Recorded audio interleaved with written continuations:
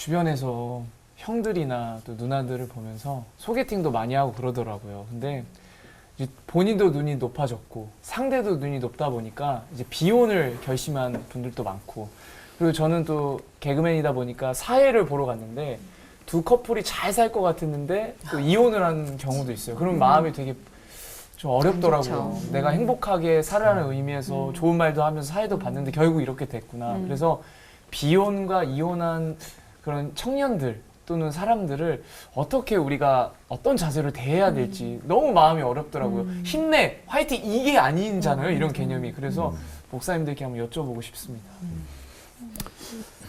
결혼에 대한 부정적인 것들은 보고 배운 거죠.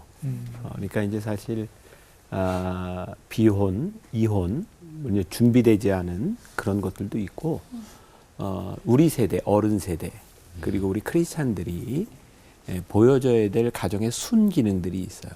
그러니까 우리들이 어떤 허황된 이상적인 이런 것이 아니라, 우리들 왜 결혼하고 이것이 어떤 의미가 있고 이렇게 살아내는 거구나라고 하는 것들을 사실은 보여줄 때 그 결혼의 이제 순기능이 올 수 있는 거예요. 아까 그 비혼 이야기를 할 때 경제적인 문제 때문에 결혼을 하지 않는다. 그렇지만 나는 우리 아이한테 너 빨리 결혼해라 이렇게 이야기하는 것 중에 하나가, 내가 살아보니 그 경제적이고 이런 것들 다 지나가면서 내가 자식 낳고 살면 이렇게 좋은 거야. 그런 것들을 우리들이 이제 보여줘야 되는 거죠. 그러니까 이건 어떤 돼 안 돼, 교리 이거 가지고 해결될 문제는 아닌 것 같아요. 그래서 그 비혼이나 이혼이나 이런 문제에 대해서 우리 어른들, 크리스찬들이 결혼에 대한 바른 생각, 또 바른 모습들, 우리 크리스찬들의 책임이 참 크다고 생각해요. 우리 어른들에 대한 책임. 대개 결혼 안 하는 사람들, 뭐 아까 얘기했잖아요. 상처잖아요, 상처. 그렇죠. 그러니까 그런 것들을 치유하는 과정들. 그래서 이 사회를 치유하는 데는 우리의 책임도 있고 시간도 걸리는 일이고, 저는 그런 생각이 있어요. 네. 항상 두 분 가시면 누가 먼저 하시나. 토스. 네. 꼭 대답 안 해도 괜찮아요. 그냥 예. 넘어가세요. 네. 그 목사님께서 이제 비혼에 대해서 이제 말씀하셨고, 저도 요즘 이제 이혼한 분들이 교회 안에도 꽤 되십니다. 그러니까 이분들을 어떻게 대할 것인가. 절대로 예수님처럼 대해야 되죠. 죄악시하면 안 됩니다. 이혼 5번 한 여인도 예수님이 찾아가셔서 새 인생 열어준 것처럼, 우리 교회 안에 이혼한 분들도 우리가 치유하고 새 길을 열어주는 게 참 중요한 것 같아요. 한번 제가 그 미국에서 신학교 교수로 있을 때 이혼을 2번 한 목사가 저에게 상담을 쳐간 적이 있습니다. 30대 중반이었습니다.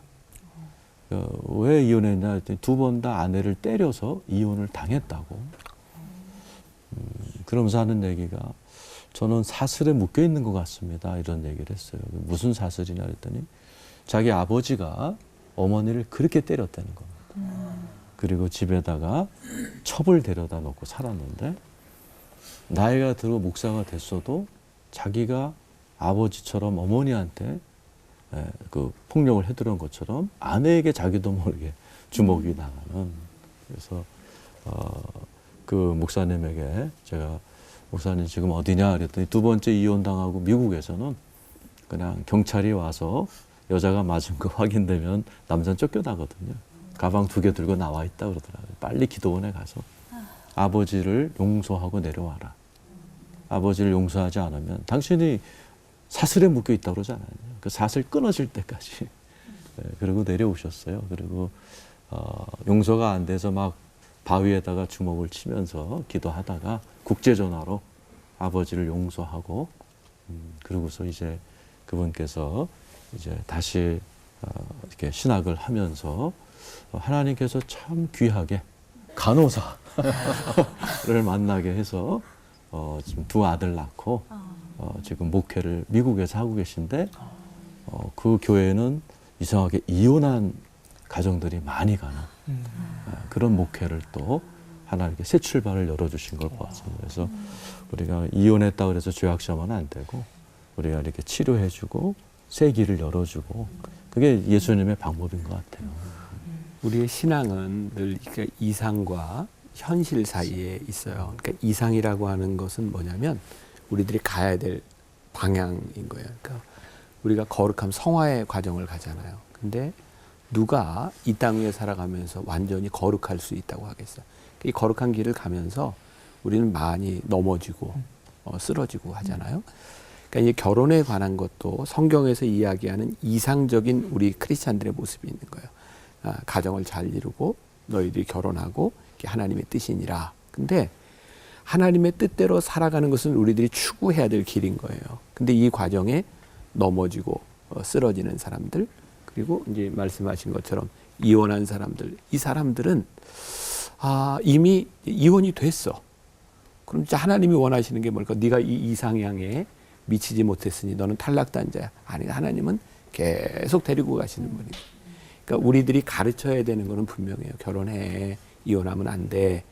이건 하나님께서 우리들에게 아름다운 가정이야. 우리는 끊임없이 가르쳐야 돼요. 그런데 여기에서 탈락한 사람들에 대한 배려와 사랑, 이게 회복시켜주는 거죠. 회복. 이 두 가지가 같이 늘 갈 수 있는 마음들이 필요하겠다.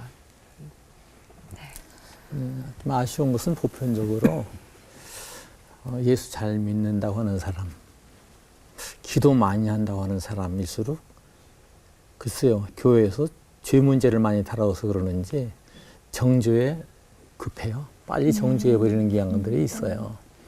그래서 정말 슬픔을 당한 사람들이 설 자리가 없게 되는 그런 현실이 좀 있죠.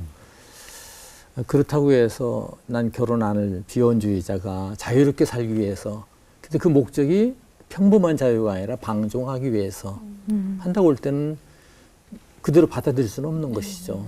저들을 설득시키고 이해시키고 할 그런 이제 책임감이 있겠지만은 보편적으로 그 어려움 가운데 있거나 외로움 가운데 있거나 하는 이들을 좀 품을 수 있는, 우는 자와 더불어 같이 울 수 있는 그런 여유가 좀 필요하다. 성급한 정죄는 좀 뒤로 좀 밀어놓자. 역지사지 한번 해보자. 그러고 싶네요.